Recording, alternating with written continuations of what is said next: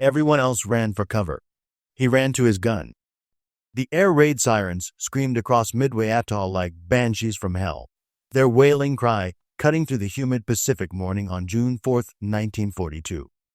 Corporal Tommy Mackenzie watched Marines scramble for the nearest bunker, their boots pounding against the coral sand as they dove for safety. Above them, the sky had turned black with Japanese aircraft, more planes than Tommy had ever seen in his life. They came in perfect formation, like a swarm of metal locusts ready to devour everything in their path. But while everyone else ran for cover, Tommy Mackenzie ran toward his .50 caliber machine gun emplacement. His legs pumped hard against the shifting sand, his heart hammering so loud he could hear it over the sirens. The gun pit was only 50 yards away, but it felt like 50 miles. Behind him, the first bombs began to fall, their explosions shaking the tiny island like an earthquake. Coral and sand erupted skyward in towering fountains of debris.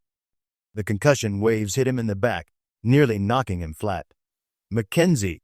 someone shouted. "Get to the bunker!" He didn't look back. His gunner's mate, Private Eddie Kowalski, was already at the pit, frantically checking the ammunition belts.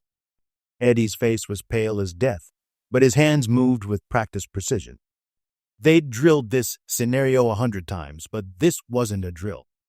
This was the real thing, the moment they'd been training for since Pearl Harbor. "You crazy," Eddie yelled as Tommy dove into the pit beside him.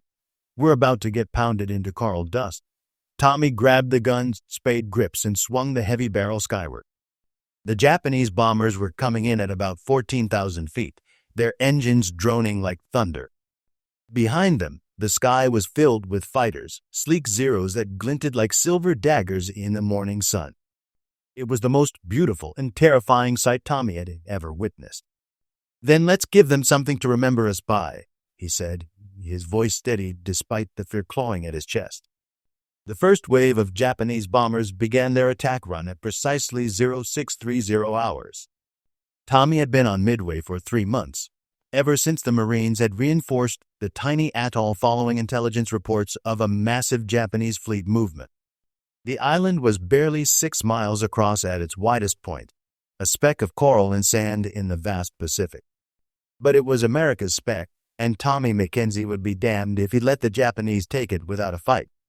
Through his binoculars, Tommy could see the lead bomber clearly now, a Nakajima B-5NK, its bomb bay doors outward open. The pilot's face was visible in the cockpit, focused and determined. For a split second, Tommy felt a strange connection to the man who was about to try to kill him. They were both just kids, really, caught up in something bigger than themselves. "Range 1,200 yards, Eddie called out, his voice cracking with tension. "They're coming in fast." Tommy tracked the lead bomber through his sights. .50 caliber machine gun was a beautiful piece of American engineering capable of firing 550 rounds per minute with devastating accuracy. He'd spent countless hours cleaning and maintaining it, learning every bolt and spring. Now it was time to put all that training to use. "Wait for it," Tommy whispered to himself, his finger hovering over the trigger. "Wait for it." The bomber was at 1,000 yards now, descending rapidly. Tommy could see the bomb nestled in its belly, a 250-kilogram high explosive that would turn their gun pit into a crater if it found its mark.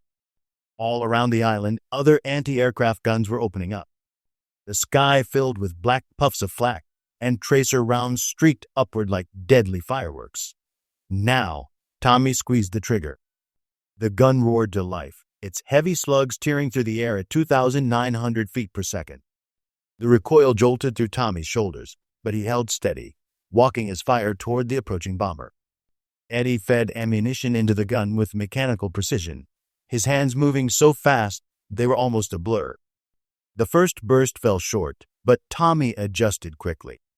His second burst caught the bomber's port wing, and he saw sparks fly as the heavy bullets punched through aluminum skin. The Japanese pilot tried to bank away, but Tommy stayed with him, his fire relentless and accurate. "Hit him!" Eddie shouted. "You got him!" Smoke began streaming from the bomber's engine. The pilot was fighting for control, but it was too late. The aircraft rolled inverted and plummeted toward the lagoon, exploding in a tremendous fireball as it hit the water. Tommy felt a surge of grim satisfaction, but there was no time to celebrate. More bombers were coming in, and the real battle was just beginning. Above them, the sky erupted in chaos. Japanese fighters dove toward the island, their machine guns chattering. Bullets kicked up coral dust all around the gun pit. Tommy swung his weapon toward a Zero that was strafing the runway, leading the target just like he'd been taught. His burst caught the fighter in the engine cowling, and it cartwheeled into the sand with a tremendous crash. "That's two," Eddie yelled, his face blackened with gun smoke. "Keep it up!" But the Japanese weren't finished. More bombers were approaching from the east, flying in tight formation. Tommy could see at least 30 aircraft, all loaded with bombs and heading straight for the island's critical installations. The command post, the fuel depot, the runway, everything the Americans needed to hold Midway was about to come under devastating attack. Tommy gritted his teeth and swung his gun toward the new threat. His shoulders ached from the recoil, and his ears were ringing from the constant noise, but he wasn't about to quit. Not now. Not when his country was counting on him. The second wave of bombers began their run at 0645 hours. Tommy could see them clearly now, twin-engine Betty bombers, much larger than the first wave. These carried heavier bombs, capable of turning the entire island into a wasteland. If they got through, Midway would be finished. "Here they come," Eddie shouted, but his voice was almost lost in the din of battle. Tommy opened fire at maximum range, his tracers arcing across the sky like deadly comets. Other gun positions were firing too, creating a web of anti-aircraft fire that turned the morning sky into a hellscape of explosions and smoke. The Japanese pilots pressed their attack with suicidal determination, flying straight through the flak without wavering. The first bombs began falling at 0647 hours. Tommy felt the island shudder beneath him as high explosive rounds detonated all around the gun pit. Coral and sand rained down like hail, and the concussion waves left his ears ringing. Through the smoke and dust, he could see that the Japanese had scored several direct hits on the runway. Fuel storage tanks were burning, sending thick black smoke billowing across the island. But Tommy never stopped firing. His gun had become an extension of his body, tracking targets with deadly precision. He caught another bomber in a sustained burst, watching as his rounds tore through the cockpit. The aircraft broke apart in midair, its debris scattered across the lagoon. "That's three," Eddie screamed, but Tommy was already engaging the next target. The battle raged for 25 minutes. 25 minutes of pure hell, where every second felt like an eternity. The Japanese threw everything they had at the tiny island, bombers, fighters, even some experimental dive bombers that came screaming down at nearly vertical angles. But the Marines fought back with everything they had, their anti-aircraft guns never ceasing their deadly chatter. When the last Japanese aircraft finally disappeared toward the horizon, Tommy slumped against his gun, exhausted. The barrel was so hot it was glowing red, and the air around the pit shimmered with heat waves. Empty brass casings littered the ground like golden confetti, and the smell of cordate hung thick in the air. Eddie whispered, staring at the devastation around them. "Look at this place." The island was a mess. Bombs had cratered the runway, and several buildings were burning. But they were alive, and more importantly, they were still fighting. The Japanese had thrown their best punch, and Midway was still standing. Tommy looked up at the sky, now clear except for scattered clouds of smoke. He knew this was just the beginning. The intelligence reports had been clear. The Japanese fleet was out there somewhere, and they weren't going to give up after one bombing run. Admiral Yamamoto had committed the full strength of the combined fleet to this operation, and he wouldn't turn back now. "Think they'll be back?" Eddie asked, already knowing the answer. Tommy nodded grimly. "Count on it, but we'll be ready for them." The lull after the first attack was deceptive. Tommy used the time to clean his gun and check his ammunition supply. 50 caliber had performed flawlessly, but the sustained firing had taken its toll. Several parts needed adjustment, and the barrel would need to be changed soon if the fighting continued. Around him, the island buzzed with activity. Damage control teams worked frantically to repair the runway, filling bomb craters with coral and sand. Medical corpsmen tended to the wounded, their red crosses stark against the chaos. The smell of smoke and explosives hung heavy in the air, mixed with the ever-present scent of the Pacific Ocean. Lieutenant Colonel Harold Shannon, the island's commanding officer, appeared at Tommy's gun pit around 0800 hours. The colonel was a tough old Marine who'd seen action in France during the last war, and his presence was reassuring. "How's your ammunition holding up, Corporal?" Shannon asked. His voice calm despite the circumstances. "About 60%, sir," Tommy replied, wiping gun oil from his hands. "We can handle another attack, but we'll need resupply if this keeps up." Shannon nodded. "Help's coming. Admiral Nimitz has every available aircraft in the Pacific heading our way. We just need to hold until they get here."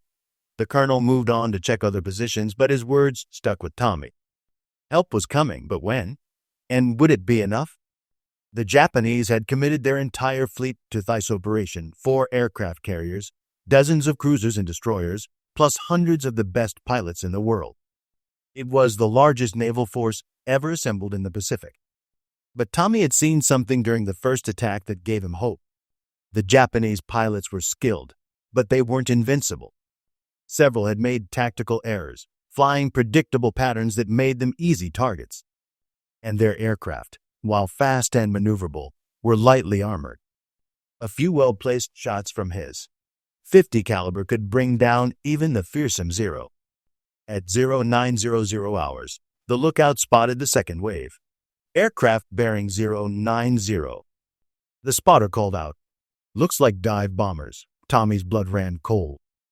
Dive bombers were the most dangerous aircraft in the Japanese arsenal. Unlike level bombers, which dropped their ordnance from high altitude, dive bombers came screaming down at steep angles, delivering their bombs with pinpoint accuracy. They were much harder to hit with anti-aircraft fire, and their attack runs were devastating.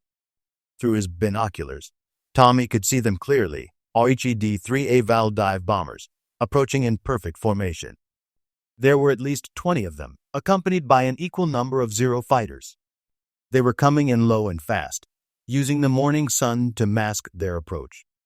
"Here we go again," Eddie muttered, feeding a fresh belt of ammunition into the gun. Tommy swung the barrel toward the approaching formation. The dive bombers would be nearly impossible to hit during their actual attack runs. They moved too fast and at too steep an angle. His best chance was to catch them before they began their dives, while they were still flying level. The Zeros came in first, strafing the gun positions with machine gun fire. Tommy tracked one as it roared overhead, its pilot clearly visible in the cockpit. The fighter was flying low and fast, its guns sparkling as it fired. Bullets chewed up the coral around the gun pit, but Tommy held steady, leading the target perfectly. His burst caught the Zero just behind the cockpit. The fighter shuddered, then rolled inverted and crashed into the lagoon with a tremendous splash. The pilot never got out. "Nice shooting," Eddie yelled, but Tommy was already tracking the next target. The dive bombers began their attack runs at 0915 hours. They came down almost vertically, their engines screaming as they dove toward the island. Tommy could see the bombs under their wings, 250-kilogram high-explosive rounds that would devastate anything they hit. He fired at the lead bomber, his tracers reaching out like fingers of death. The aircraft was moving so fast it was almost impossible to track, but Tommy's years of training paid off. His burst caught the bomber's port wing, and he saw pieces of metal fly off. The pilot tried to pull out of his dive, but it was too late. The aircraft slammed into the runway, exploding in a ball of fire. The other bombers pressed their attacks with typical Japanese determination. Bombs fell all around the gun pit, their explosions shaking the ground like an earthquake. Tommy felt the concussion waves hammer his chest, but he kept firing. His gun had become an extension of his will, spitting death at the enemy with mechanical precision. Another bomber came diving toward his position, its bomb clearly visible under the fuselage. Tommy swung his gun toward the threat, his finger tightening on trigger. This was it. If he missed, the bomb would land right on top of them. Time seemed to slow as Tommy fired. His tracers reached out across the sky, converging on the diving bomber. The heavy bullets punched through the aircraft's thin aluminum skin, and suddenly the cockpit exploded in a shower of sparks and debris. The bomber pitched over violently, its bomb falling harmlessly into the lagoon. "Got him!" Eddie screamed, his voice barely audible over the chaos. But the attack wasn't over. More dive bombers were coming in, their bombs whistling through the air like deadly rain. Tommy could see that several had hit critical targets, the fuel depot was burning fiercely, and the command post had taken a direct hit. But the gun positions were still intact, and the Marines were still fighting. The second attack lasted 15 minutes. When it was over, Tommy counted at least 8 Japanese aircraft shot down, including 3 by his own gun. The sky was clear again, but the damage was severe. Nearly half the island's facilities were burning, and casualties were mounting. Colonel Shannon appeared again, his uniform torn and blackened with smoke. "Outstanding work, Mackenzie," he said, his voice hoarse. "But this isn't over. Intelligence reports a major Japanese fleet approaching from the northwest. We're going to need every gun we've got." Tommy nodded, already checking his ammunition supply. They were down to 40%, and the gun barrel was showing signs of wear. But they were still in the fight, and that was what mattered. As the morning wore on, more reports came in.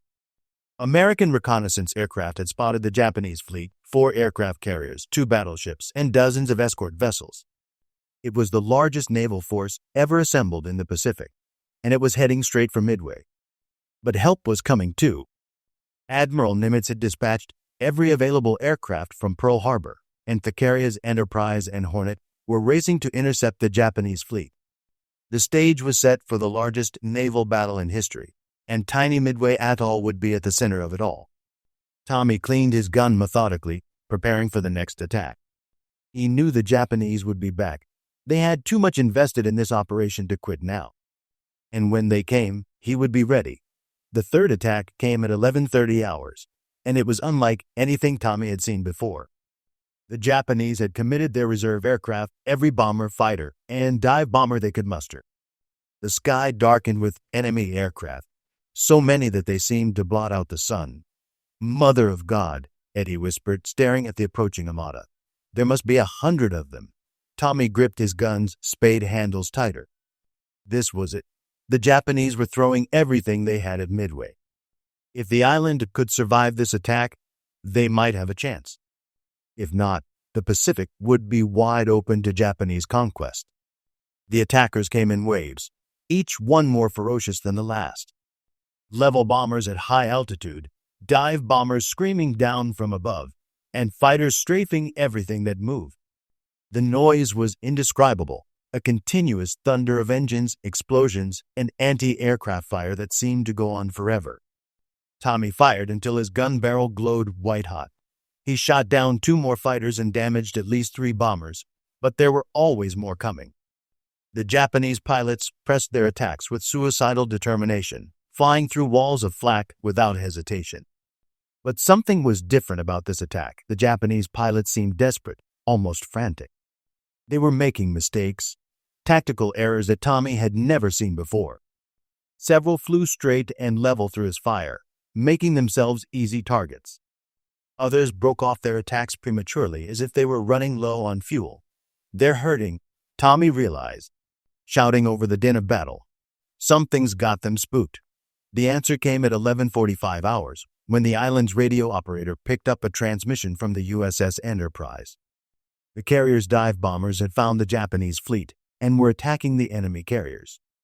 The message was brief but electrifying. Scratch one flat top. Tommy felt a surge of fierce joy. The American aircraft had found the Japanese fleet and were giving them a taste of their own medicine. But the battle for Midway was far from over. The Japanese were still attacking with everything they had, and Iceland was taking a terrible pounding. A formation of dive bombers came screaming down toward the gun pit, their bombs whistling through the air. Tommy swung his gun toward the threat, but he was too late. The bombs exploded all around the position, and the world disappeared in a flash of light and sound. When Tommy's vision cleared, he was lying on his back in the coral sand. His ears were ringing, and his left arm felt numb. Eddie was beside him, blood streaming from a gash on his forehead. The gun emplacement was partially destroyed, but the weapon itself was still intact. "You okay?" Eddie asked, his voice sounding like it was coming from underwater. Tommy struggled to his feet, testing his limbs. Everything seemed to work, though his left shoulder ached fiercely. "I think so." "How's the gun?" They checked the weapon quickly. The mounting was damaged, but the gun could still traverse and elevate. More importantly, they still had ammunition. Tommy grabbed the spade handles and swung the barrel toward another group of attackers. The third wave continued for another 20 minutes. 20 minutes of pure hell, where every second felt like an hour. The Japanese threw everything they had at the tiny island, bombers, fighters, even some obsolete biplanes that came in at wave top level. But the Marines fought back with everything they had, their anti-aircraft guns never ceasing their deadly chatter. When the last Japanese aircraft finally disappeared toward the horizon, an eerie silence settled over Midway. The island was a devastated wasteland, buildings destroyed, the runway cratered, vehicles burning. But incredibly, the Marines were still fighting. The gun positions were still intact, and the American flag still flew over the command post. Tommy slumped against his gun, exhausted beyond measure. His uniform was torn and blackened, and his shins were bleeding from handling the hot gun barrel. But he was alive, and more importantly, they had held the island. "Is it over?" Eddie asked, his voice barely a whisper. Before Tommy could answer, the radio crackled to life. The voice was calm and professional, but the words sent electricity through every Marine on the island. "All stations, this is Enterprise. We have attacked and destroyed 3 Japanese aircraft carriers. I repeat, 3 enemy carriers have been sunk. The Japanese fleet is withdrawing." Tommy felt tears streaming down his face, though he couldn't say if they were from joy or exhaustion. They had done it. Against impossible odds, they had held Midway. The Japanese fleet, the most powerful naval force in the Pacific, had been turned back. But the cost had been terrible. Tommy could see smoke rising from dozens of fires across the island. Medical corpsmen were moving among the gun positions, tending to the wounded and covering the dead. The Marines had held, but they had paid a heavy price. As the afternoon wore on, more reports came in. The American carriers had indeed found the Japanese fleet and delivered a devastating blow. 3 enemy carriers, Akagi, Kaga, and Soryu, had been sunk, along with hundreds of aircraft and thousands of experienced pilots. The 4th carrier, Hiryu, had been damaged and would be scuttled the next day. The Japanese fleet was in full retreat, leaving behind their dreams of conquest in the Pacific. The tide of war had turned, and it had turned at Midway. The sun was setting over Midway Atoll when Tommy finally left his gun position. The island was secure, the Japanese fleet was retreating, and the immediate danger had passed. But the true cost of victory was only beginning to become clear. Tommy walked slowly across the devastated island, his rifle slung over his shoulder. The familiar landscape had been transformed into an alien wasteland. Bomb craters dotted the coral sand like lunar craters, and the twisted wreckage of buildings and vehicles was scattered everywhere. The smell of smoke and cordite hung thick in the air, mixed with the metallic scent of blood and the sickly sweet odor of death. The casualties had been lighter than expected, but every loss was felt deeply. 21 Marines had been killed during the attacks and dozens more were wounded. Tommy passed the aid station, where corpsmen were still working frantically to save lives. The sight of young Marines, some barely out of high school, lying on stretchers with terrible wounds brought tears to his eyes. But they had held. Against the most powerful naval force in the Pacific, a handful of Marines on a tiny coral atoll had stood their ground and refused to yield.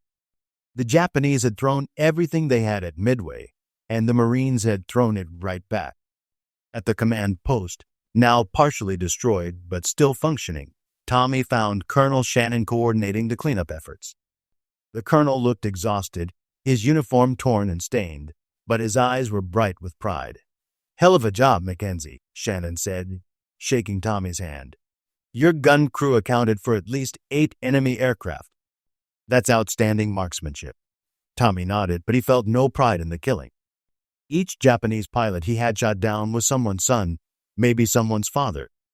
They had been doing their duty, just as he had been doing his. The only difference was that he had been better at it. "What's the latest word on the fleet action, sir?" Tommy asked. Shannon's face broke into a grin.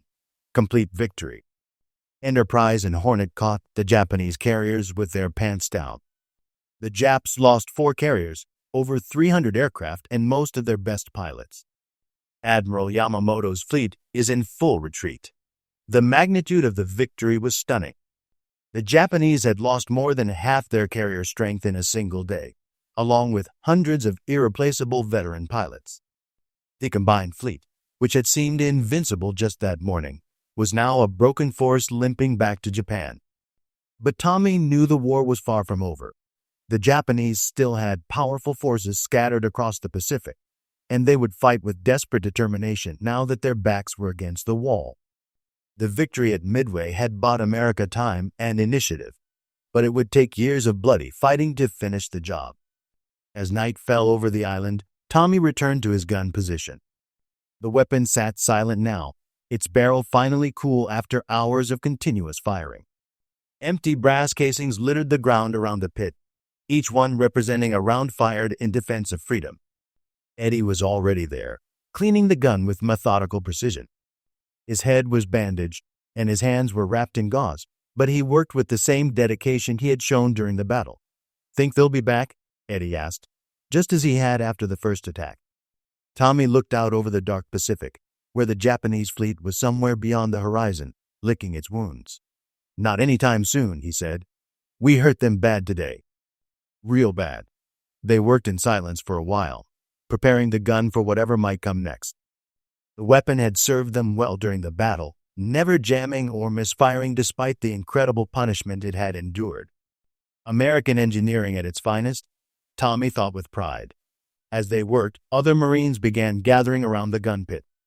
Word had spread about Tommy's marksmanship during the battle, and the younger Marines wanted to hear the story. Tommy was reluctant to talk about it at first, but gradually he began to share what had happened. He told them about the moment when he had run toward his gun while everyone else ran for cover.